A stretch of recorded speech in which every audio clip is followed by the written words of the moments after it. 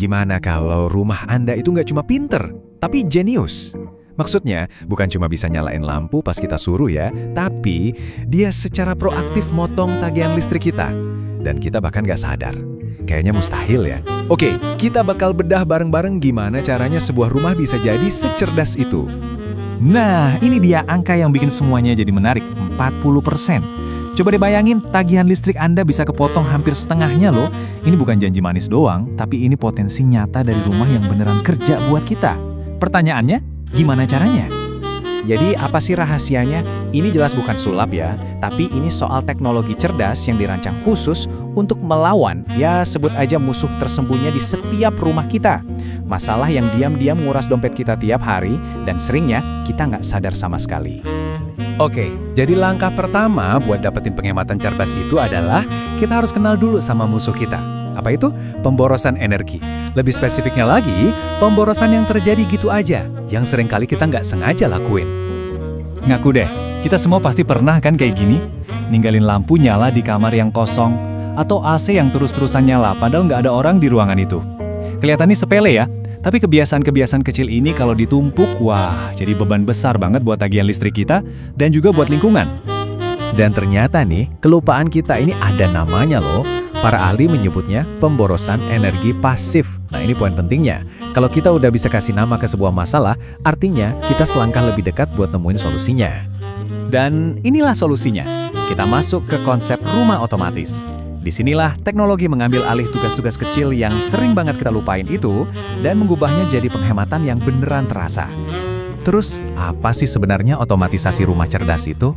Gampangnya gini deh, bayangin rumah Anda itu jadi proaktif.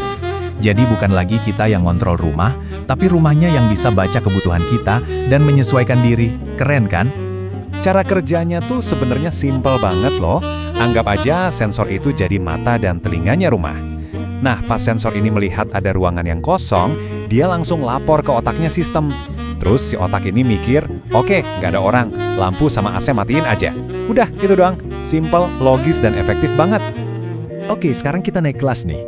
Ini bukan lagi soal nyala matiin doang.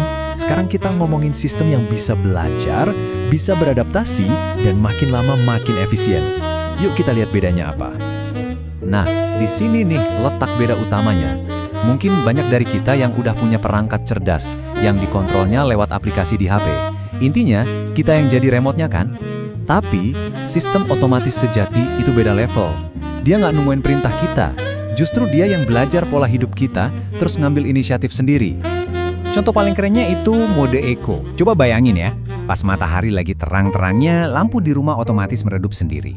Pas suhu kamar udah pas, AC-nya ngurangin tenaganya. Semua ini kejadian otomatis di belakang layar. Persis kayak punya asisten pribadi yang nggak kelihatan, yang kerjaannya cari cara buat hemat terus.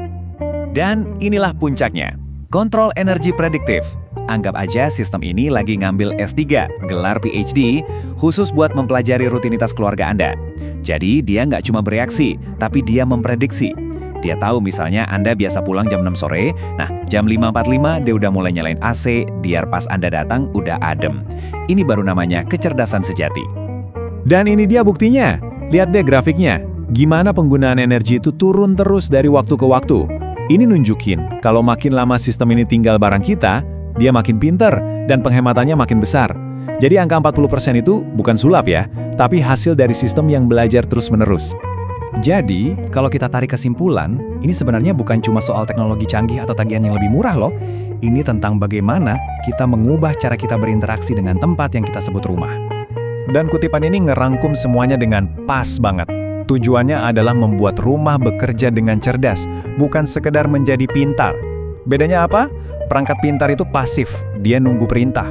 Tapi rumah yang bekerja dengan cerdas itu adalah partner aktif yang bantu bikin hidup kita lebih efisien dan nyaman. Nah, ini semua akhirnya membawa kita ke satu pertanyaan besar. Kalau rumah kita aja udah bisa secara aktif menghemat energi buat kita, coba bayangin, apalagi yang bisa dia lakukan buat kita di masa depan? Ini baru awal dari sebuah revolusi loh. Revolusi yang bakal mengubah cara kita memandang rumah selamanya.